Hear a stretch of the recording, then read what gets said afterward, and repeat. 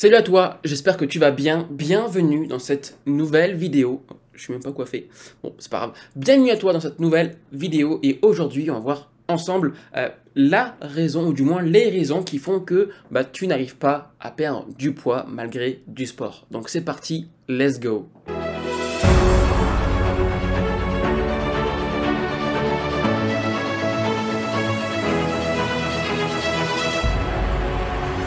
Alors, on va voir ensemble les trois principaux raisons et à la fin de cette vidéo, on va voir pour moi la principale raison qu'il faut absolument avoir pour pouvoir justement avoir des résultats. Il y a beaucoup de mots « avoir » dans mes phrases, mais l'idée elle est là.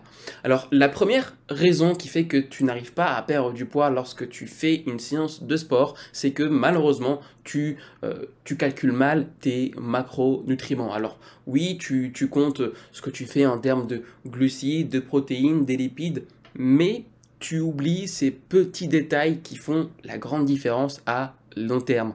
Tu oublies les 2-3 amandes que tu as mangées, tu oublies l'huile d'olive à la cuisson, ou quand tu fais la cuisine, tu oublies que tu goûtes, tu oublies que tu mets ton doigt dans le chocolat, juste histoire de goûter et de voir si c'est cuit.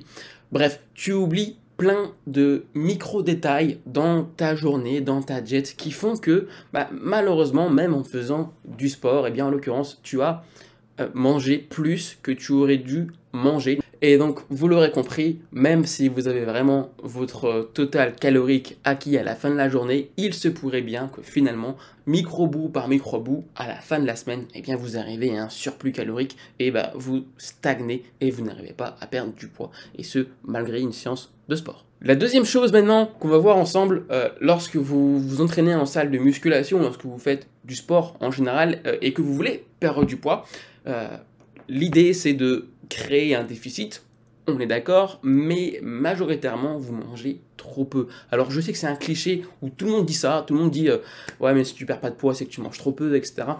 Et en fait c'est la réalité les amis, c'est vraiment la réalité. Si vous mangez trop peu, et j'en vois encore trop souvent, qui mangent 700, 1000 calories et finalement ils n'arrivent pas à perdre du poids.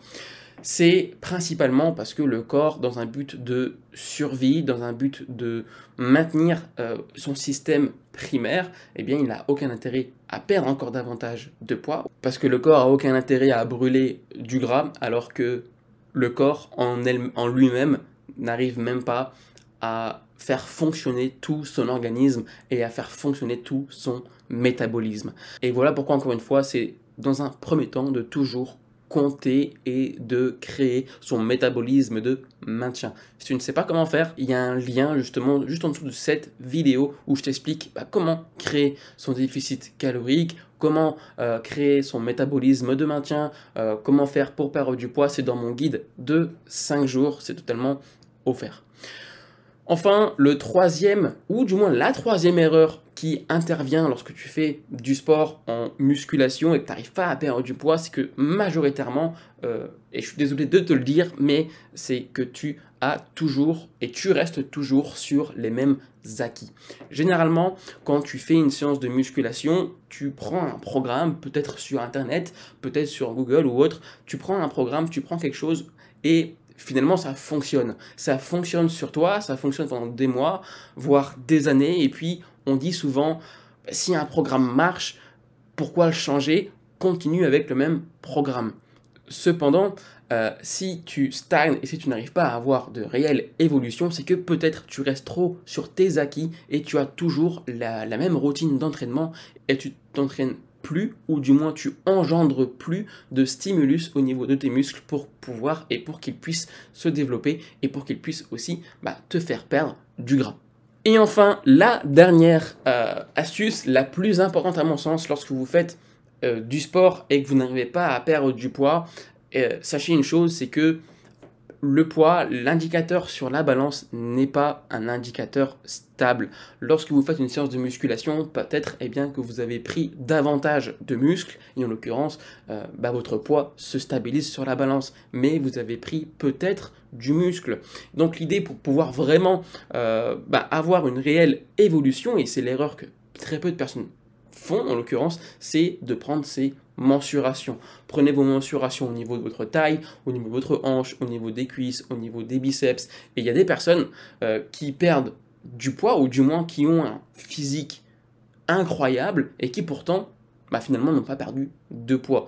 Ils ont perdu du gras, ils ont pris du muscle et à équivalence, leur poids est le même sur la balance. Et pourtant, leur physique, ça n'a plus rien à voir. Donc s'il y a bien une chose que vous devez faire en salle de musculation, ou du moins s'il y a bien une chose qui vous empêche de perdre du poids, même en faisant une séance de musculation, le poids n'est qu'un seul indicateur, mais prenez vos mensurations musculaires, c'est la base et c'est la clé de votre réussite physique. Voilà les amis, on arrive maintenant à la fin de cette vidéo, j'espère que ça vous a plu, j'espère que j'ai été court et concis. Si vous voulez aller un peu plus loin ou avoir d'autres astuces et conseils, n'hésitez pas à voir mes autres vidéos YouTube, à vous abonner, ça me ferait encore une fois extrêmement plaisir, on est encore de plus en plus nombreux, à me soutenir ou du moins à mettre un petit commentaire si vous avez des questions par rapport à un sujet en particulier. Et moi je vous dis à très vite, à très bientôt, et n'oubliez pas, c'est que l'acteur de votre santé et l'acteur de votre vie, c'est vous. Ciao ciao.